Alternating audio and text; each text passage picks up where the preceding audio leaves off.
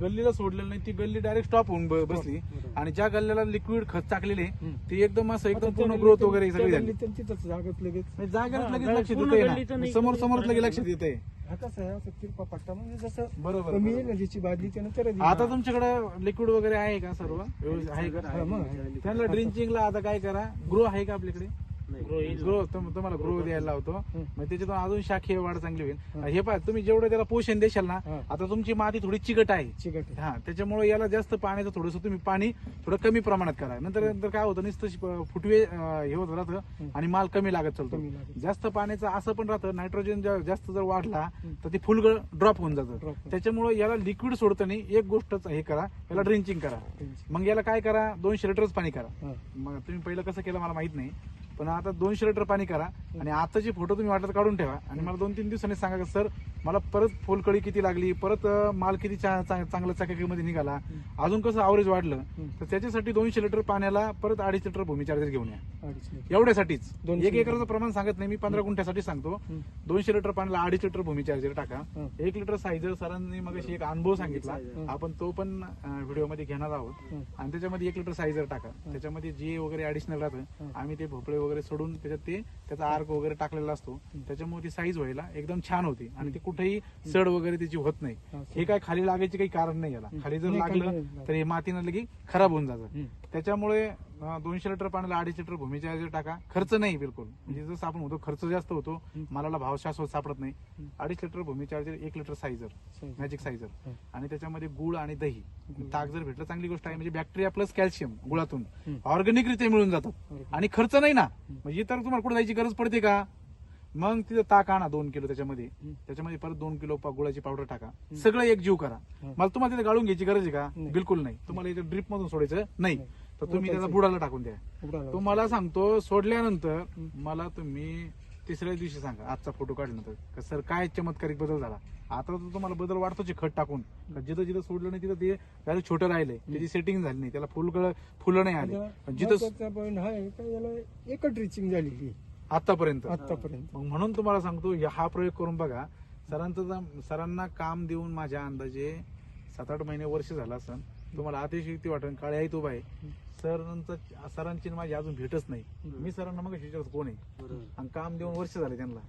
इतकं सुंदर काम आहे. सरांची सर मला आहे ना 2-3 वेळेस बोलले, पण आपण काय करतो, आपले शेतकरी काय करतो, एकदम कोणावर भरोसा ठेवायचा नाही. बरोबर, डायरेक्ट जायचं नाही. अगदी बरोबर आहे. नाही, शेत काय होतं, शेत भरपूर अशा कंपन्या हो. तेव्हा ते म्हटले ना, एक वेळा सोडून बघा, नाही रिझल्ट आला तर बंद करा. पण तो इतका रिझल्ट वाटतो का पहिलंच जागं व्हायला लागतं. म्हणजे आतापर्यंत 2 पुढे झाले, 4 झाले. सर मी चॅलेंज करतो. मी म्हणजे जे बघा एवढं काय नाही, पण मला ते प्रोडक्ट विश्वास पडल्यामुळे ना सर तुम्ही डायरेक्ट चॅलेंज केलं राहतं. पैसे द्यायचे नाही, वापरा. फक्त आहे ना, आता हे बघा, तुम्ही नेमकं खाली बसून तेवढा वेळ नाही आपल्याकडे. नाही, काही नाही. ही खाली मोठी, ही वरती सेटिंग, ही सुद्धा मिरचीला टाकली. या जर टोटल मिरच्या मोजल्या ना तर 20-20, 25-25 आता एवढ्या बारीक एका झाडाला. म्हणजे आणि झाडाची ग्रोथ पण नाही एवढी. छोटं झाड आहे, छोटं झाड असताना सुद्धा 20-25. आता सध्या हार्वेस्टिंग हे तुमचं औषध आहे ना, भूमी चार्जर थोडा जर 8-15 दिवस आधी मिळाला असतं ना, या झाडाची ग्रोथही होती, हे फळ एवढंच असतं. म्हणजे काय सगळे झाड असे असते. पण ते काय झालं नेमकं, त्याचा दिवस पूर्ण झाले. हा, बरोबर. सर तुम्हाला सांग, माल धरला नंतर गेलो. बालकृष्ण सर सांगत होते सायझरचा अनुभव. म्हणजे ते मॅजिक सायझर आपल्या भूमीच्या आता मी सायझर याला 3 मिलीनं वरून फवार. जसं मग फवारणी केली तरी चालते, गोळा आणि ताकाबरोबर सांगितलं सर. हो तरी चालतंय. ते काय दोन्ही ऍप्लिकेशन मध्ये चालतंय. सॉइल ऍप्लिकेशन करू शकता आणि त्याला स्प्रे मध्ये पण देऊ शकता. म्हणजे कसं, सरांनी मला एक मगाशी सांगत होते, सर तुम्हाला काय कसला द्राक्ष कसला अनुभव सांगत होते. द्राक्षाचं ना, मागची गोष्ट आहे ना, ते बोललो ना मी, का पूर्ण पाणी उतरल्यानंतर मी एक तर सर मी आता इकडे जरी आलोय ना, मी 8 दिवस मी माझ्या बागेमध्ये जात नाही द्राक्षाच्या, बरोबर.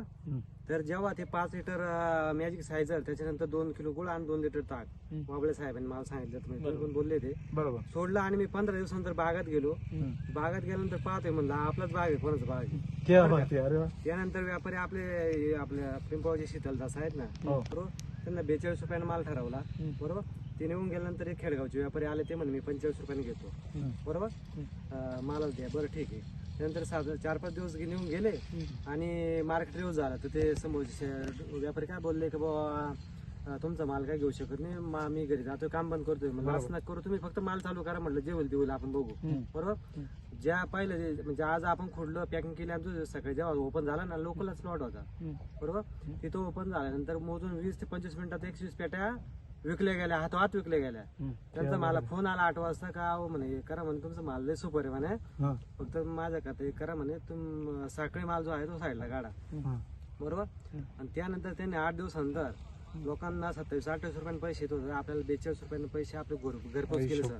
सगळ्यात महत्वाचं प्रत्येक दाना खायजोगा होता. माझ्या म्हणजे 91 सालापासून मी द्राक्ष शेती करतोय सर. 36 वर्ष 35 वर्ष झाले, आज पण तेवढा सॉलिड माल झाला नाही. आज या तुमच्या कंपनीच्या माध्यमातून जेव्हा संध्याकाळच्या वेळेस माझ्याकडे कस्टमर येतात ना, मला भूमी अमृत पावडर पाहिजे किंवा मला हे पाहिजे, त्यांना जेव्हा फ्रीज मधून एक जण आला होता, फ्रीज मधून जेव्हा तो अर्धाच गड होता सर, तो आणला आणि तिला ठेवला. आम्ही पोर्चवर बसलो आणि आमच्या बंधूचा सुधाकरचा प्लॉट होता. म्हणलं त्यात त्याला 2 किलो देऊ बाबा असं द्यायला. बरोबर. 2 किलो आणला आणि अर्धा किलो. तो काय बोलला माहितीये का, काय बाबा तू नको म्हणे, अर्धा किलो माझ्या पोरांसाठी नेतो म्हणे, आज नेतो तू नको मला. त्याने तो चारट माल तो सुधाकरचा आणि थॉम्सन फरक आहे. सुधाकर मध्ये उलटी साखर जास्त राहते, पण परिस्थिती अशी काही केमिकल वापरून तो चारटपणा येतो. असा आपण वजनासाठी काय करतो, स्टेरॉइड देतो, कोणते सीपीपी देतो. बरोबर. त्याने ते घर तयार होतं, पण त्याच्यात साखर उतरत नाही, साखर पोषण होत नाही. याने काय झालं, हा आपला ठीक आहे 1 mm साईज कमी राहणार सर, पण जी गोडीन ते जर पाहिलं सर, तुम्ही आपल्या इकडे 1 गड खा आणि ते 2 दाणे खा सेम. बदल पडतो ना, शुगर वाढली. नाही आता याच्या संदर्भात जरी तुम्हाला मी जे बोलतोय ना सरांचा, मी त्यांच्या समोर काहीच नाही, काहीच नाही. पण आता ही जी शिमला मिरची जी आहे ना, केमिकलची शिमला मिरची आणि ही शिमला मिरची बरं का, ही तुम्ही खाऊ सुद्धा शकता. याची टेस्ट आणि त्याची टेस्ट बरोबर आहे. सगळ्यात महत्वाचं त्याचा अर्क सुद्धा वेगळा लागतो. सेंद्रिय. अगदी सेंद्रिय. फरक पडतो. कारण विशेष म्हणजे आता आपण त्या प्लॉटवर गेलो होतो, तो काय बोलला का मी दररोज पावडर राहते सर. आता मी 4-5 दिवसानंतर पावडर मारतो थ्रिप्सवर. आणि प्लॉट तुम्ही तिथे जाऊन बाहेर शिमल्याचा दिवसांचा प्लॉट आहे, एकदम सुपर. विश्वास बसणार नाही असा प्लॉट आहे सगळ्यांचा. या औषधाचं अजून एक वैशिष्ट्य कोणतं आहे का बा, आपण शिमला 2 दिवस खोडून जरी ठेवली ना, जिचा जो टणकपणा आहे, एक उदाहरण आता टणकपणा आहे ना, हा सोडित नाही. त्यासाठी तेच सर सांगत होते आता. दिवशी खोडीतो, द्राक्षाचं तेच झालं त्यांचं. दुसऱ्या दिवशी हे जे कोर्स करतो ना मी तुम्हाला, जे आता मी यांना बऱ्याच वेळेस बोललो का तुम्ही ना, शिमला नाही नाजूक बरं का दीपक भाऊ, तुम्ही बरोबर या आहे. म्हणजे चढून जाते लगेच. 3 तासात खराब होईल. खराब होऊन जाते. माझं म्हणणं काय माहिती की नाही, 2 दिवस जरी खोडून ठेवलं ना सर, नंतर मार्केटला जरी नेलं ना, त्याच भावात विकला जाणार आहे सर तो. अगदी त्याला बरोबर आहे. द्राक्षाचा अनुभव आलाय. अगदी बरोबर आहे. खरं आहे ना. असं दाबायचं, पूर्ण टणक आहे सर. अजून पहा ना. असा आवाज आला पाहिजे. क्या बात आहे. अरे वा, हे तुमचे अनुभव आहे सर. 4 वर्षापासून शिमला करताय ना ते. अगदी अगदी 100% मी जर सांगितलं ना तुम्हाला त्या पद्धतीने करा. हे पहा, शेतकरी काय आहे, माझे वडील पण शेतकरी आहे. असं नाही का कंपनीचा मालक म्हणून बोलतोय. कमी खर्चामध्ये होतं. खर्च कमी लागतो. आणि सगळ्यात मग तुम्ही जेवढं मगाशी मी सरांना बोललो, रासायनिक वाल्याचं काय काम आहे ह्या माध्यमातून सांगाल. रासायनिक वाला तुम्ही जर गेले ना, तुमचं खातं तिथं, हे दे बाबा 2 गोण्या, ते लगेच लिहून देणार. बरं लगेच टिपून ठेवणार. तुम्हाला पैसे आता द्यायचे का, तुम्हाला झळ आहे किती, पण ते नाश करू राहील तुम्ही तुमच्या जमिनीचा. हे लक्षात ठेवा. काही दिवसांनी द्यायचे ना पैसे, आणि तुम्हाला ते पैसे चुकणार आहे का. त्याच्यामुळे लक्षात ठेवा शेतकरी मित्र, उधारीना रिझल्ट येत नाही. तुम्ही कॅश ऑन कॅरी आज किती खुश आहे. तुम्हाला कोणाच देणं आहे का. आज उद्या 10 कॅरेट निघाले, 20 कॅरेट निघाले, 50 कॅरेट निघाले, आलेले पैसे सगळे तुमचेच का नाही. मग ही मानसिकता जवळ ठेवा सर, तुम्हाला सांगतो. म्हणजे एकंदरीत तुम्ही भूमी अमृत खत वगैरे